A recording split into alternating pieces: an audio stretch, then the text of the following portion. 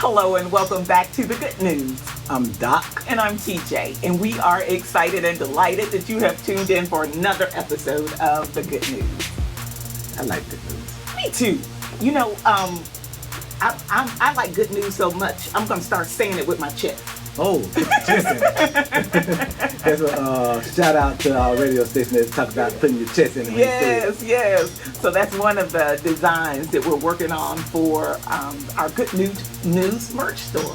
You know, I'm really excited about that. I say most people know I love to wear faith-based T-shirts and things like that. And you know, we spent I guess a lot of dollars on buying faith-based T-shirts. Really? Mm-hmm. So now we getting ready to start doing our own faith-based T-shirt for you to buy. You know what's so interesting is that T-shirts have just become kind of a fashion item. Yeah. So what I like are I think I saw it first with the God is Dope design, where it was a black shirt and the God is Dope was on there in black letters. And so if you didn't catch it at the right angle, you didn't see it. So I can just wear that under any suit that I'm wearing to work, and I can just wear it anywhere like it's a regular black tee. It's like that gunmetal paint they put on your cars. Yeah, okay, I get it. And so just awesome ideas for T-shirts and other merchandise that you can wear anywhere and take anywhere and represent the kingdom of God.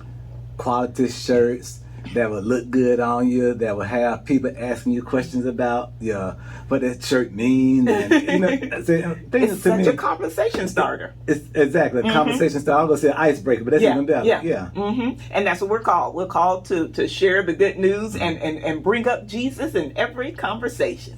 What if we put a message on it backwards and people are like, you know that shirt going backwards, don't you? You remember that shirt that we saw it at a restaurant and it was like a whole bunch of letters. And we was like, what does that mean? And it was like, if I tell you what it means, will you? We did it for if I tell you what it means, will you visit my church? But there's will you buy me a drink? Yeah. But just such creative ideas, and we just want to thank you for the opportunity to be able to share just the things that pop up in our head. People will probably be amazed at the things that we think about that are still focused on Jesus. It's amazing that once you turn your life over and your mind over, that becomes your center. It is, and you know, I just get really excited about what we're doing now because we're in what the Bible called perilous times. Yes. And you know, we need Jesus to be the centerpiece of our life. We need to let people know what Jesus means to us, and we need to share the joy of Jesus to everybody. Yes. Yeah.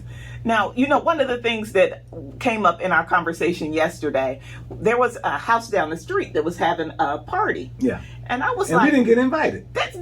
First of all. Yeah, you know, ain't no party until the preachers get there now.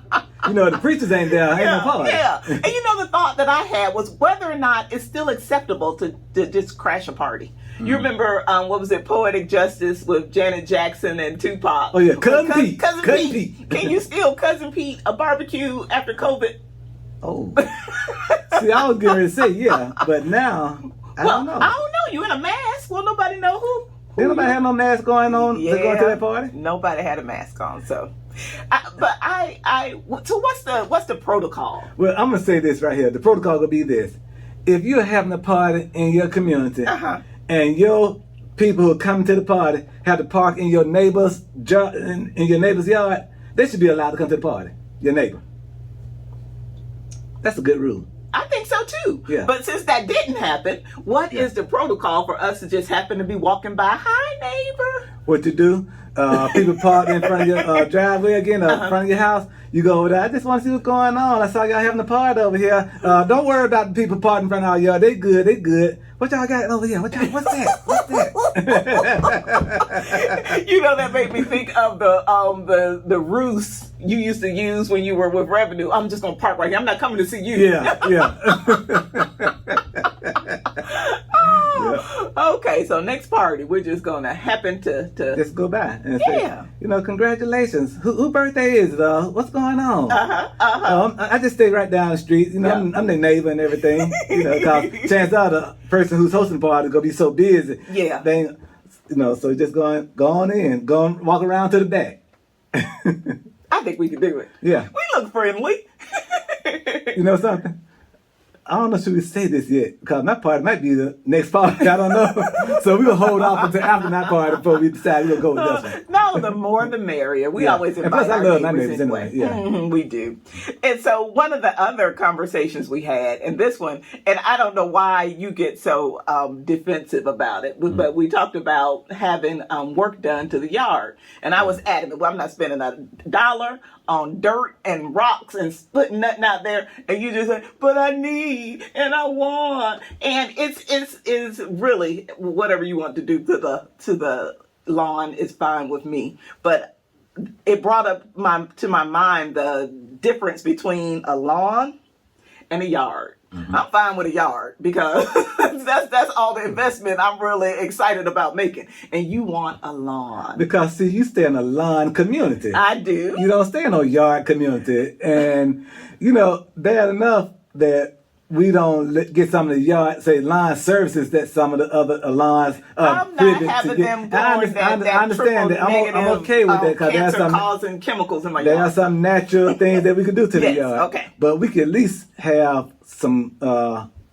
patches done, reseeded and have some nice pine straws and shrubs. I'm not asking for boulders and beds of stuff and all that. I just want some pretty green grass and some nice edgings.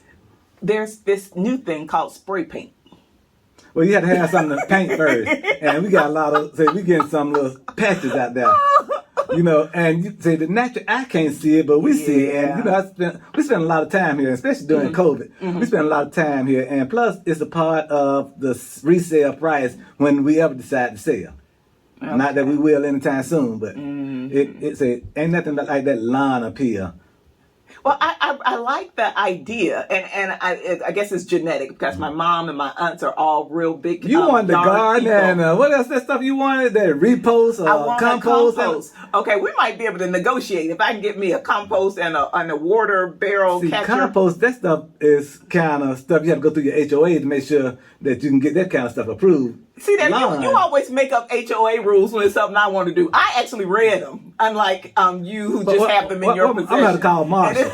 It doesn't say anything that I can't compost. I'm going to call Church and Marshall. I'm telling you, that's your bargaining chip. We might be able to come to an agreement. But when I think about going out in the yard, and I see my mom and my aunts, they're real big yard people, but I think it's just the concept that I enjoy. Actually going out there with worms and dirt and snakes and lizards, that is not.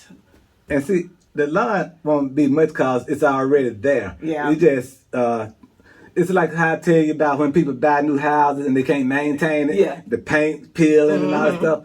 You don't want to have this kind of home. Say, is that the kind of home you want to live in?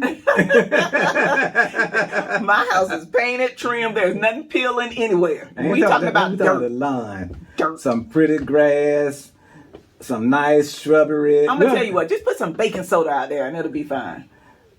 I'm okay. Can't put no baking soda in the yard. They're trying to kill the deer. Oh, okay.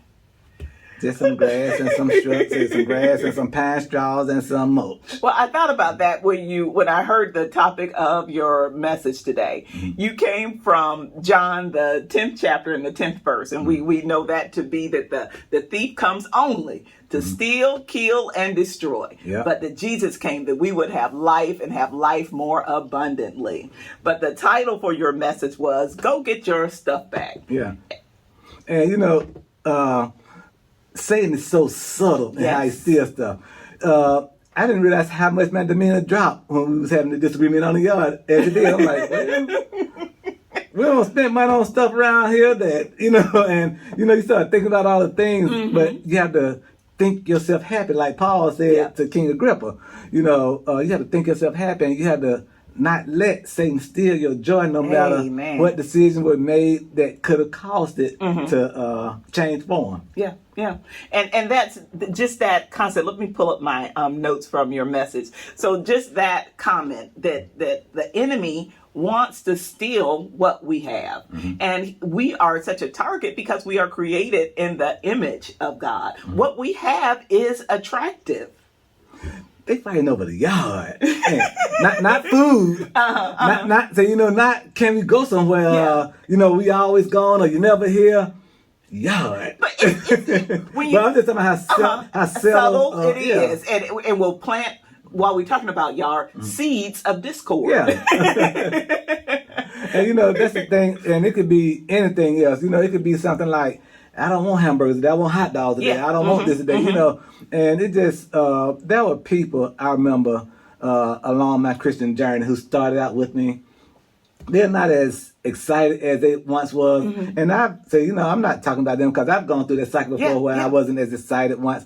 But I realized what happened and I had to go and get my stuff back. I'm like, I ain't gonna let this joker steal my stuff and I ain't gonna fight for it, So I learned I had to say, like you said last week, they ain't them old, go get Leroy. But I had to fight for my family, fight for my wife, fight for my kids, fight for what God has blessed me with, fight for my joy, fight for my health, fight for my wealth. You have to fight for stuff because Satan, he fighting you with his hand behind his back, like, we just partners. No, we ain't. What's that? Throw your rock and hide your hand. Yeah. We ain't partners. That's it.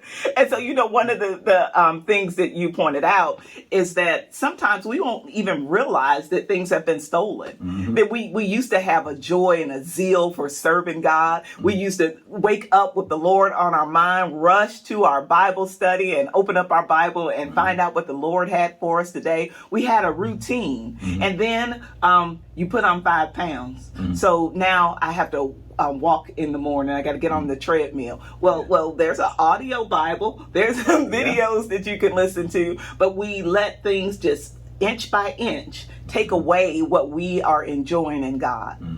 And I'm glad you said that because you think about, just talk about don't let Satan steal your health. We come up with every excuse to not take care of our health. Well, I've been eating this all my life. Say I love eating this. I love eating fried foods. I love eating desserts. I love doing this. And then when it comes time to eat differently, we don't. Oh, this is nasty. I ain't eating that stuff. And we won't eat that. When it comes time to exercise our body, it's too hot. It's too cold. It's raining. I need some new shoes. I need some. Yeah, and you brought that point home to us by asking us, did someone steal your zeal or did you give it away? Yeah. Did we consciously decide that some things were more important than the things that were so important to us at one time? What takes that place? What comes in and starts chewing away at that? And that sounds just like an enemy, a destroyer, someone that's coming in and taking apart those things that you have put together that have worked for you so well for so long. And I think people misunderstand the joy of continuity. Yes. Because the continuity, because of it, people think, it's the same old, I know this now, I done seen this over and over and over again. The beauty of God is God will allow us to find new revelation every time we look at something, if we look for it.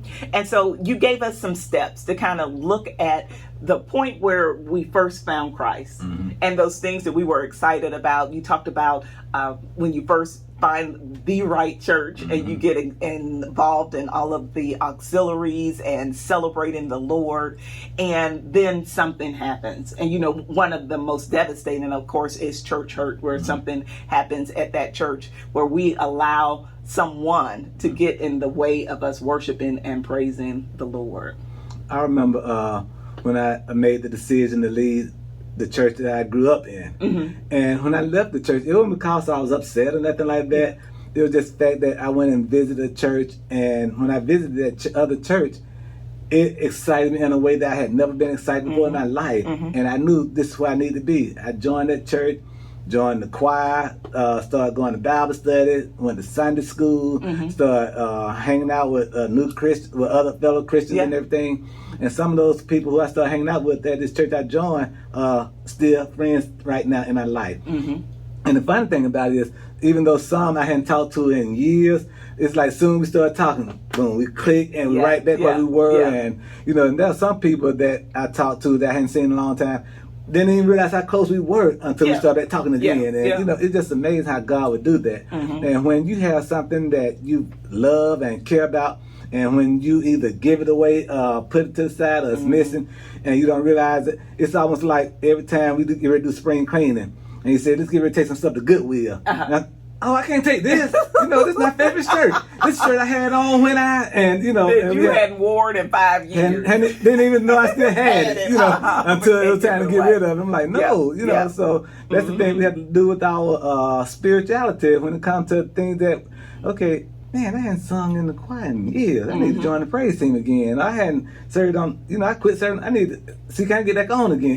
We got to do it over. Mm-hmm. And it's so amazing. And I love that Jesus actually itemizes steal, kill, and destroy. Yeah. So the enemy can't kill us. So he kills all of the things that bring us joy. Yeah, and we destroy ourselves. And we destroy ourselves. And we need to be on the lookout for that. What you talked about when your house gets broken into, and they used to put out a bolo. Yeah. That's what we need to have. We need to have a bolo out on the enemy, because he is always coming. I remember our pastor, Reverend Mallory, would say that if you not in a situation right now, you probably just coming out of one or headed into. Yeah.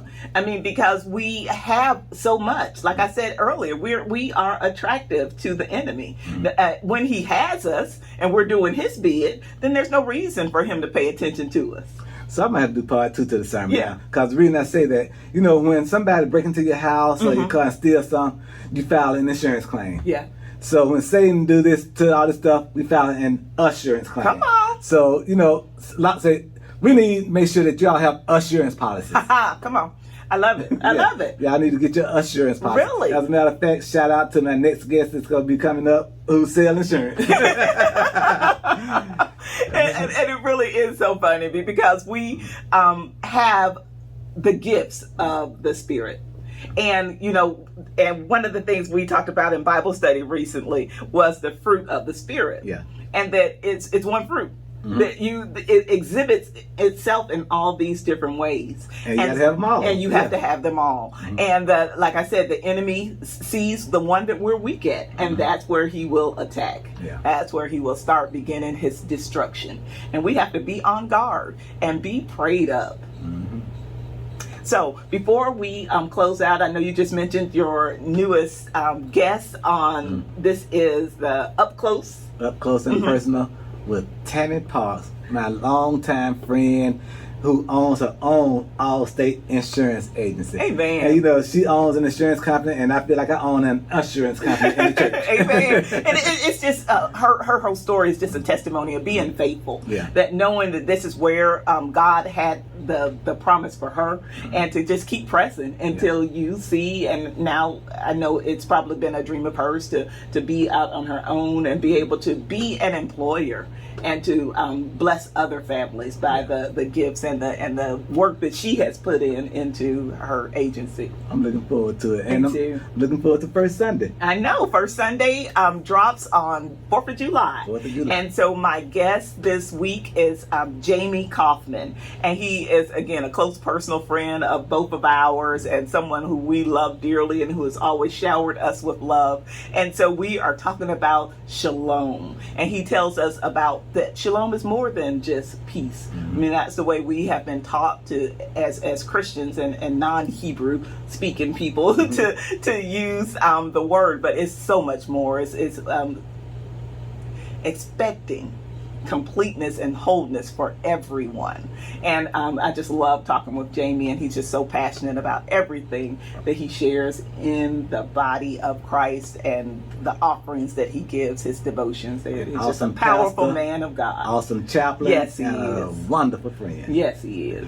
And let's say this too. We had opportunity to see everybody in our families this week. Isn't that awesome? Everybody. I'm talking, we had the wedding we went to, saw everybody at the wedding. Shout out and congratulations to Kristen and Jared. And also yesterday at the birthday party, got to see my sister for the first time, Darsha, and since way before COVID started. Yes, saw and her Anthony. And We almost saw the dogs. We heard them. We didn't get to see one them. of them. Okay. I saw one of them in the car. Figgy problem. Yeah, it was Figgy. But saw my auntie Nisa and Sherelle and Turi and Favor. Brittany and, Favor. It was just It was a great week, and I'm just so thankful for that. Yes. And, for those who we get to see on a regular basis, I thank God for you, and I love each and every one of you. So before we close out, we do want to pray for those who have not been able to see loved ones due to COVID. We pray that the Lord will bless you and keep you until you all are able to be together again. I'm going to invite you to tune in to Up Close and Personal this week. Pastor is recording this week, so it won't drop this week, but there are other interviews out there, and they have all been powerful. Just the people that we know that God has blessed us to come in contact with, and we want to share them with you, both on Up Close and Personal and on Choose Joy First Sunday. So we thank you so much for all of your love and support, and as soon as we have our merchandise available, you will be the first to know. That's it. So until next time, good day and good night. now that's good news. Yes, it is.